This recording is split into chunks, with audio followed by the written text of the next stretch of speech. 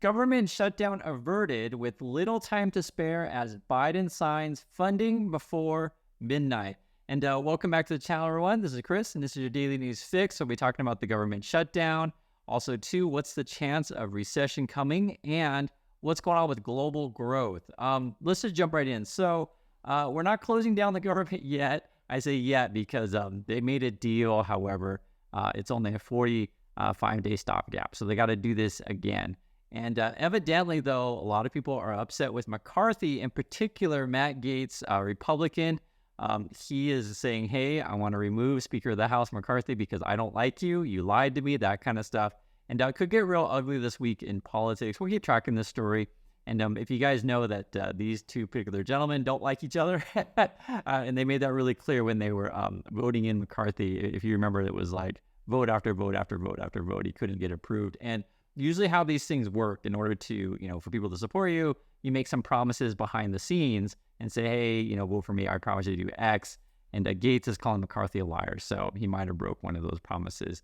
One thing that's going on is, in order to, get this vote through, funding for the Ukraine war was not included. So they're going to have to be talking about that in the future. I want to show you the votes themselves. So this is actually in the House. So you can see 335 went for the stopgap measure, and 91 said no. And then in the Senate, 88 said yes, and 9 said no. Now, Biden's going to ask for more money on Ukraine, and we'll take a look at some numbers here. It is $113 billion. It looks like the total cost of this thing, and he wants another $24 billion. I try to show you numbers because I want to keep it real honest and neutral on this stuff, and this is actually very real. Most people out there, and I figured this out from doing YouTube, it's really obvious, are very partisan, and people just want to hear that their team is better than the other team. And one of the things that I try my best is just to show you guys numbers, right? Is the money there or not for $113 billion to Ukraine? Should we be spending another $24 billion on it?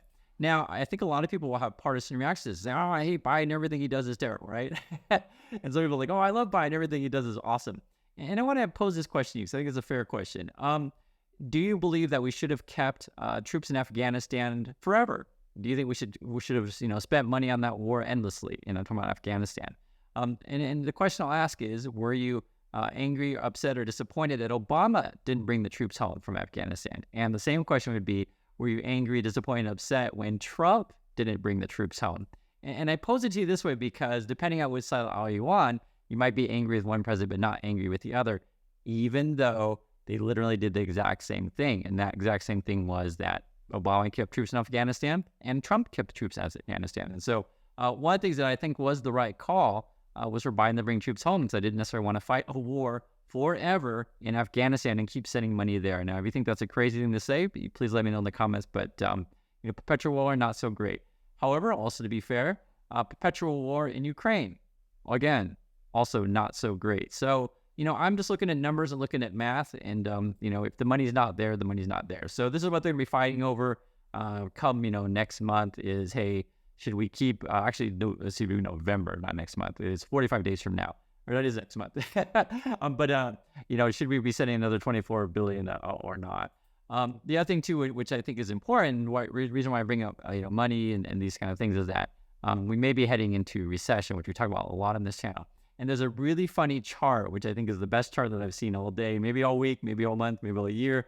And read the headline here: soft landing hopes and hard landing reality. So the basic gist of it is that, this is coming from Bloomberg, when you start to see tons and tons of headlines saying soft landing, soft landing, soft landing, that is the peak of good news, the peak of optimism, and then you're likely due to recession. I thought this is kind of a really funny chart. So like you can see here, before, say, the dot-com bubble area, it was like, hey, all these headlines are saying, hey, we're going to make it, no problem. And then before the 08 crash, hey, we're going to make it, no problem. And then right here, we're kind of getting to peak optimism in terms of the headlines all saying everything's great. So I think that's kind of a funny one. Love to hear your thoughts on this one. I thought was my favorite chart that I saw maybe this year. I think it's really interesting.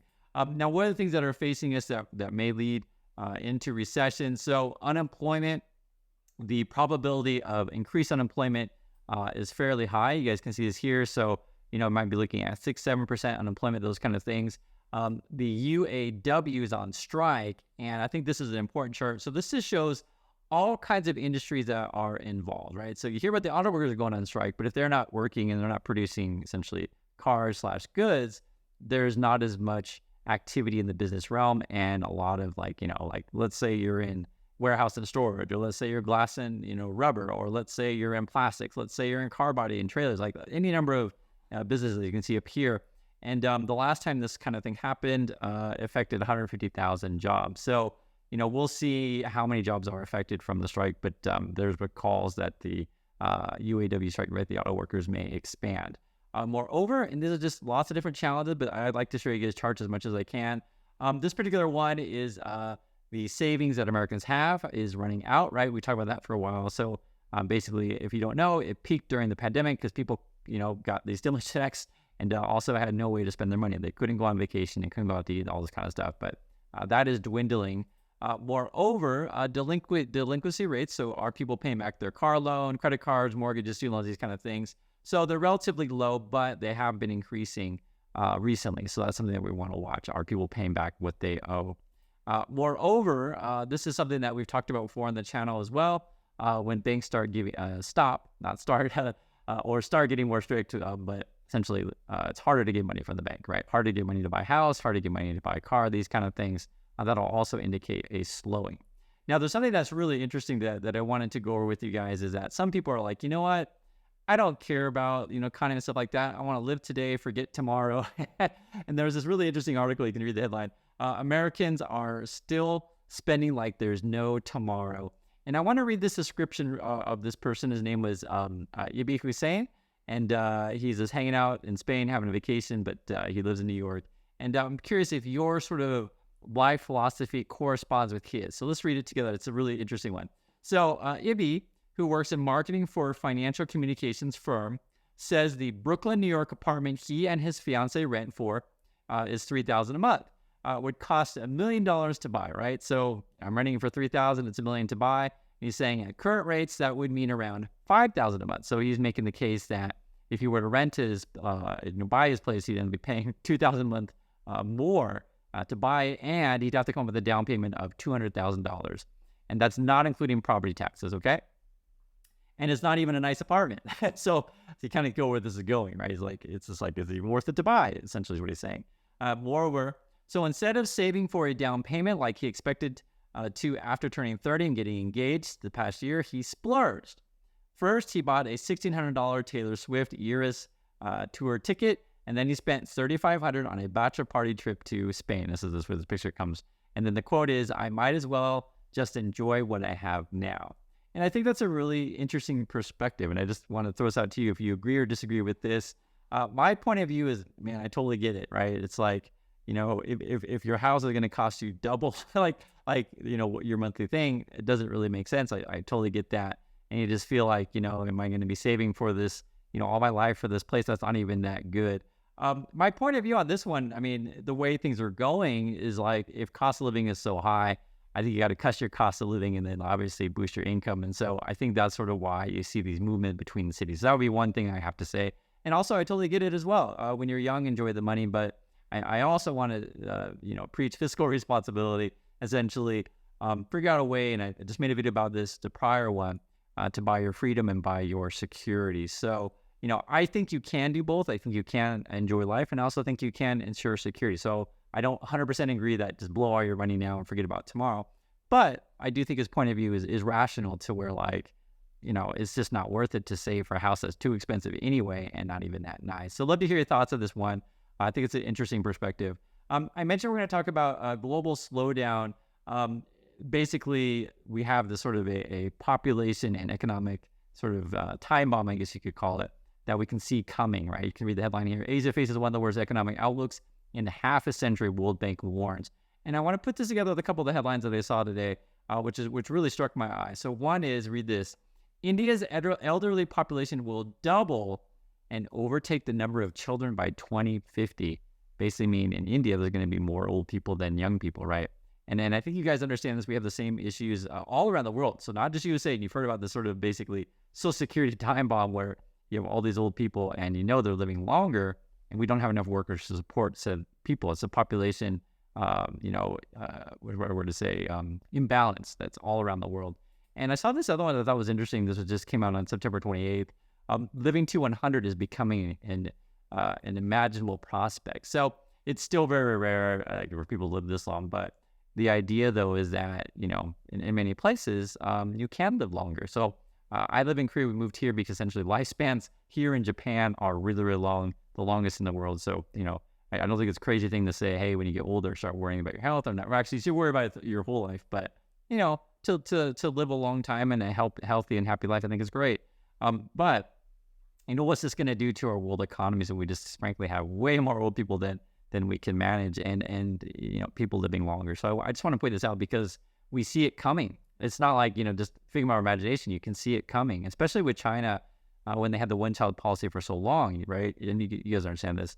You just don't have enough kids to take care of the parents. Moreover, you have a slowing forecast of the GDP. So they're saying basically China's growth was going to be 4.5 next year, and we're looking at slowing. And I want to show you guys this. This was really interesting. So this was the different forecasts. So this is the World Bank here. The different forecasts around the world in Asia, right, be it East Asia or Southeast Asia, et cetera. And basically, everyone's getting revised to slower growth. The one that really surprised me was the really big slowing growth of Vietnam. So like you can see here, the forecast in April, or meaning that earlier this year, I'll make it more clear. Earlier this year, they were saying, hey, Vietnam is going to grow by 6% or something like that. And now they're saying more like 4%. And then predicting next year, they're saying, early this year, the forecast of Vietnam was going to be again, 6.5%, but now we're 5.5%, right? So there's getting these revisions on forecasts of growth, and it's almost every country is going down. The only one that was going up, or was there any going up? Maybe Indonesia is a little bit rosier than previously projected. Moreover, you can see this one as well. It's not just the World Bank. You have the IMF, the OECD, the Asia Development Bank. Everyone's predicting slowing growth in 2024 for China compared to this year. So do see this coming. Moreover, as you guys know, we talked about before, Dianne Feinstein died. She was one of the senators, Democrat. And that's why when you saw the voting before, it didn't add up to 100. What was it, 88 and 9? Dianne Feinstein didn't vote. And so Gavin Newsom, the governor of California, had to appoint someone. So he appointed the Laponza Butler. I'll just be really frank. I wasn't particularly impressed. I mean, it is what it is. I have no control. He can just appoint whoever he wants. He promised that he'd appoint a black woman, and that's what he did. She's the only black woman in the Senate. So to be fair, right, she's the only one. So it's like we, have a flood of black women in the Senate. She's the only one. But also to be fair, I looked at her resume, and it's not particularly great. She's not stupid though. I listened to her speak. She's articulate. I will say, however, though, she's definitely the way to the left. If you're Republican or right leaning, you probably won't like her at all anyway. No matter what I say, it doesn't matter. But I'm just saying, chances are you definitely won't like her. But she's openly gay, and also too, she's an abortion rights activist. So this will be very unpopular among conservatives. But when you do have an election, you want to win your neck of the woods. So she was appointed, and we'll see if she ends up running and being a leading candidate or not. I don't know. I think it's when you have an open seat in the Senate, I think all bets are off at that point. And again, I'm not particularly impressed.